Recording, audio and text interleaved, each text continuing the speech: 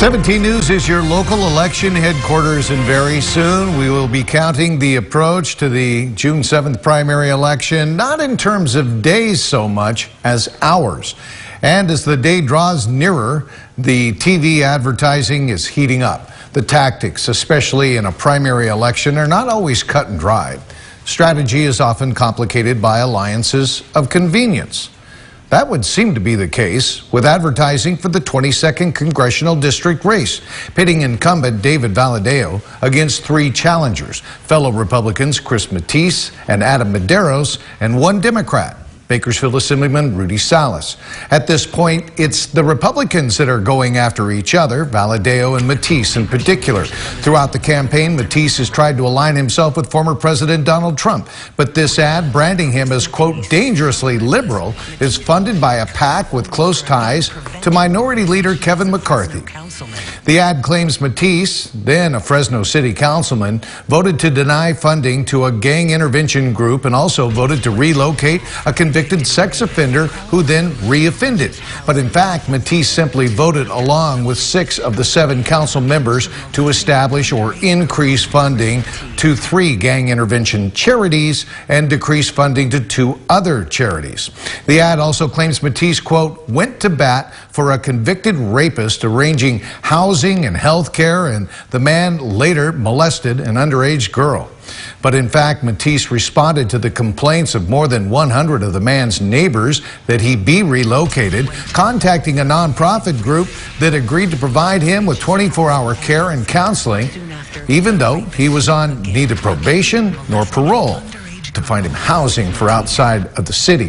Valadao in 17's studios Friday afternoon said he had nothing to do with the PAC-funded ad and can't by law.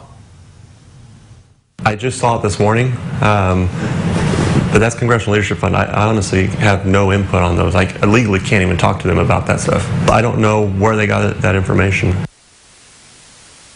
Valadao is persona non grata in some Republican circles because of his vote to impeach Donald Trump. So why would McCarthy favor him over a candidate who sought unsuccessfully to have himself labeled a, quote, Trump conservative on the ballot?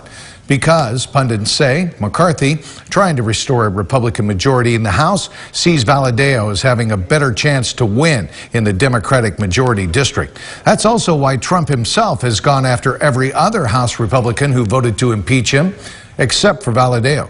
Meantime, a PAC closely tied to Nancy Pelosi, the Democratic House Speaker, is funding a pro-Mathys ad that calls Valadao an anti-Trump rhino, a Republican in name only. Valadao said the House Democratic leadership is simply expressing which Republican they'd rather face in November, Mathys and not the incumbent. The House Majority PAC, which is Nancy Pelosi's super PAC, has been in the district for a number of weeks now, spending money propping up one of my Republican opponents. I think both sides agree that I'm the only Republican that can win this race, and that's why you're seeing that.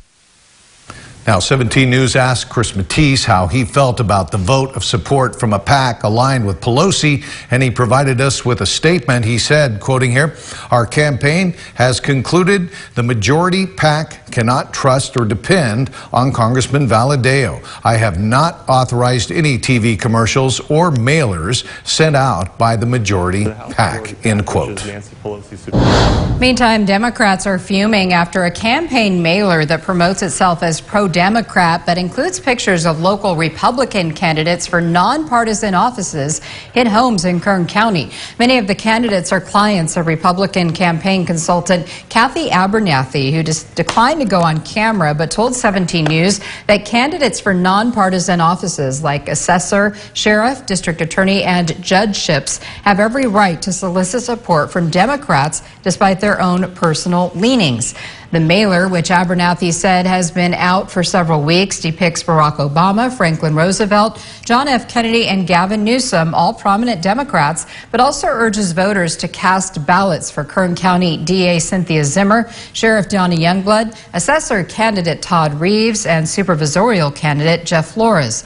Former City Councilman Mark Salvaggio is among those who have criticized the mailer, saying it is intended to fool Democratic voters. Abernathy, whose Western Western Pacific research firm represents several of those local candidates, says that's nonsense. 17 News reached out for comment to Sheriff Youngblood and DA Zimmer, and both said they did not know about, pay for, or approve the mailer.